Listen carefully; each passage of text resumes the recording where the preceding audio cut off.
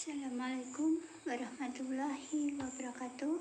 Salam dan bahagia Bapak Ibu Guru Penggerak.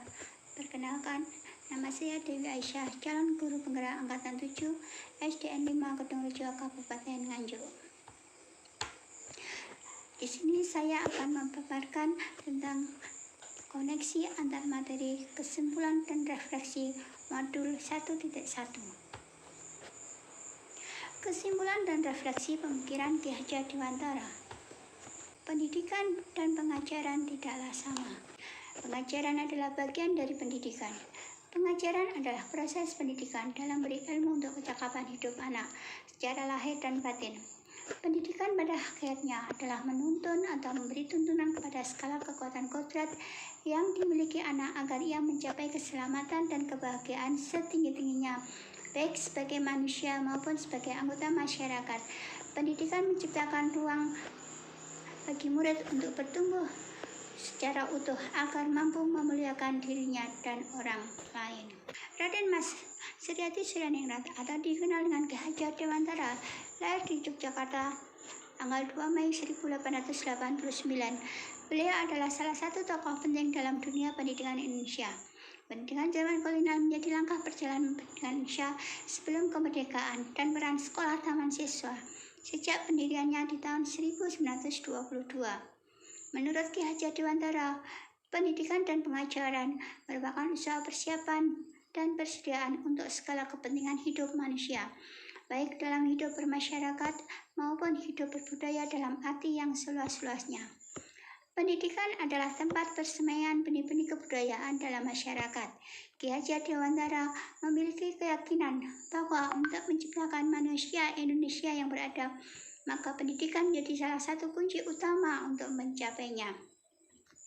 Pendidikan dapat menjadi ruang pelatih bertumbuhnya nilai-nilai kemanusiaan yang dapat diteruskan atau diwariskan. Ada 6 pokok pemikiran filosofi Ki Hajar Dewantara tentang pendidikan, yaitu 1. Pendidikan sebagai tuntunan. Dalam konteks sosial budaya, menuntun diwujudkan dalam keteladanan guru dalam proses pendidikan, baik keteladanan sikap, karakter, dan perilaku, karena anak belajar dari apa yang mereka lihat dan rasakan. Menuntun juga berarti mendidik dan mengajar anak sesuai potensi minat dan bakatnya. Kedua, kodrat alam dan kodrat zaman. Pendidikan harus mempertimbangkan kodrat alam dan kodrat zaman, karena kedua hal ini tidak dapat dipisahkan dalam diri anak. Seorang anak telah memiliki kodrat alam, seperti potensi bakat dan kemampuan, yang uniknya berbeda-beda satu sama lain, sehingga guru diharapkan mampu memfasilitasi mereka agar bisa tumbuh maksimal sesuai jenjang usia mereka. Pembelajaran akan menjadi menyenangkan jika dilakukan sesuai kodrat anak, yaitu bermain. Sementara kodrat zaman, bagaimana seorang guru mampu membimbing anak agar siap hidup mandiri dalam zaman yang terus berubah. Ketiga, petani. Guru ibarat petani, menyiapkan lahan, memupuk, mengairi, dan membersihkan hama agar bibit tumbuh subur, berbunga, kemudian berbuah. Petani dapat mengupayakan tumbuhnya bibit dengan sebaik-baiknya, tetapi tidak dapat mengubah kodrat bibit menjadi tanaman lain. Demikian pula guru dapat mengupayakan bertumbuhnya potensi anak dengan sebaik-baiknya, tetapi tidak dapat mengubah kodrat anak. Keempat, prinsip bukan tabula rasa. Anak lahir bukan kertas kosong yang bisa diisi oleh orang dewasa sesuai kehendaknya. Anak sudah membawa garis-garis dan coretannya masing-masing. Tugas guru adalah menebalkan garis yang baik-baik dan membiarkan garis yang tidak baik agar tidak terlihat. Guru menuntun anak agar menampakkan potensinya menjadi nyata, sekaligus meminimalisir sifat atau tabiat buruknya. Yang kelima adalah budi pekerti.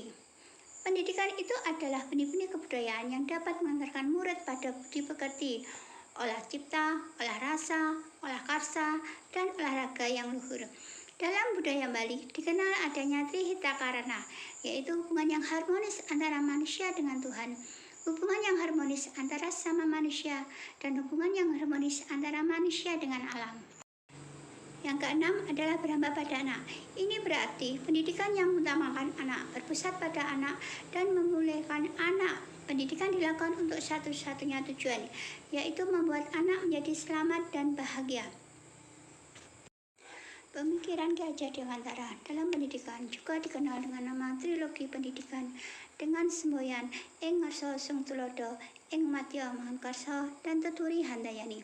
Ing Ngarsa Sung Tulodo berarti ketika guru berada di depan, seorang guru harus memberi teladan atau contoh dengan tindakan yang baik.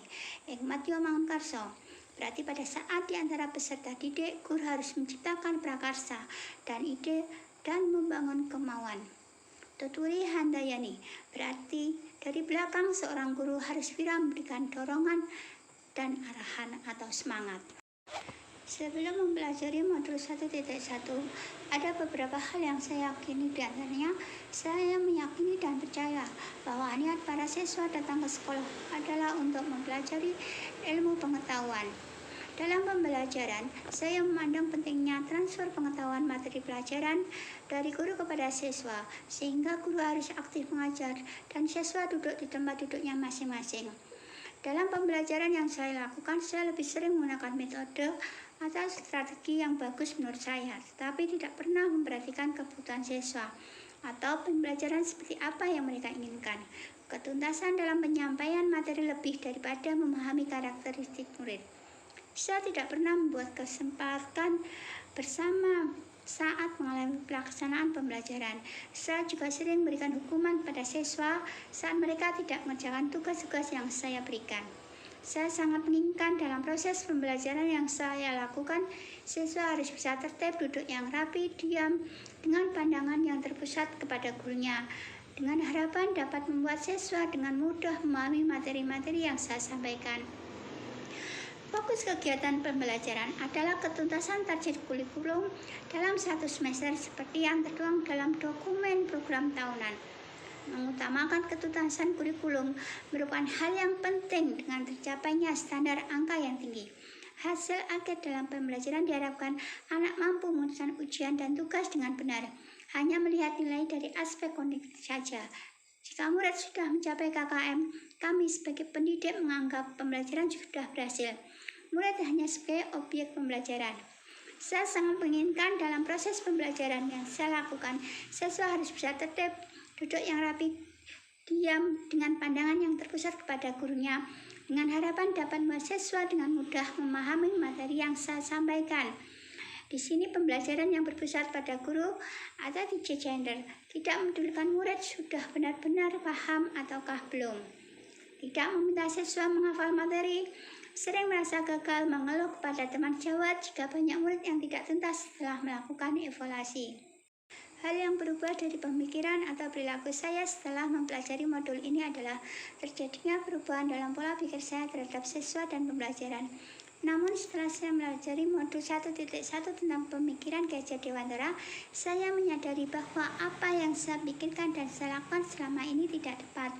Saya sangat optimis, ada mimpi dan cita-cita dalam benak setiap anak saat mendatangi sekolah. Saya percaya murid punya inisiatif belajar meski tidak disuruh guru. Ternyata niat murid ke sekolah tidak sama. Ada yang ingin menggapai cita-citanya, ada juga yang mereka datang ke sekolah karena rutinitas semata. Bahkan ada juga hanya sebatas untuk uang jajan atau mendapatkan teman pribadi. Guru harus mengenal keberagaman dari peserta didik, menuntun dan memotivasi murid, menemani perjalanan menuju cita-citanya menjadi manusia unggul. Siswa seharusnya diposisikan sebagai subjek pendidikan yang memegang peranan penting terhadap jalannya pembelajaran. Guru sebagai fasilitator yang mengarahkan siswa belajar sesuai potensi, minat, bakat, dan cara belajarnya. Pembelajaran hendaknya dilaksanakan secara among, yaitu menuntun potensi anak berdasarkan budaya. Pembelajaran dilaksanakan bukan dengan tuntutan kepada anak, tetapi dengan memberikan kebebasan kepada anak untuk belajar sesuai kebutuhannya sehingga tercipta kemerdekaan belajar. Ketercapaian kurikulum harus dicapai tanpa membatasi kemerdekaan belajar siswa.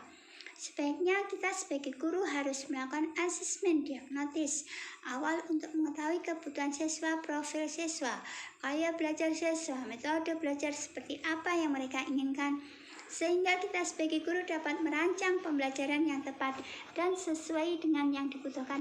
Aspek pembelajaran yakni kognitif, afektif, psikomotor, spiritual, sosial, dan budaya. Murid sebagai subjek pembelajaran, kebebasan berekspresi, mengungkapkan pendapat, berkreasi. Guru harus ikhlas penuh, kesabaran dengan segala ketulusan, harus mempelajari karakteristik murid, berikan kesempatan murid untuk tumbuh sesuai kodratnya, merdeka belajar. Yang dapat segera saya terapkan lebih baik agar kelas saya mencerminkan pemikiran Ki Hajar Dewantara. Di sini saya merancang pembelajaran yang interaktif dan menyenangkan dengan melibatkan murid sesuai metode student center. Untuk mengetahui karakteristik siswa, saya akan melakukan asesmen diagnosis mengenai potensi, minat, bakat, dan cara belajar siswa. Kemudian menerapkan pembelajaran abad 21, di mana siswa berpikir kritis, kreatif, komunikasi, dan kolaborasi. Juga di sini memerdekakan anak. Pembelajaran tidak lagi menuntut, tetapi menuntun, mengenali karakter dan latar belakang, menjalin komunikasi yang baik. Demikian kesimpulan dan refleksi saya mengenai pemikiran-pemikiran Ki Hajar Dewantara pada modul 1.1. Semoga bermanfaat. Terima kasih. Salam dan bahagia guru penggerak. Wassalamualaikum warahmatullahi wabarakatuh.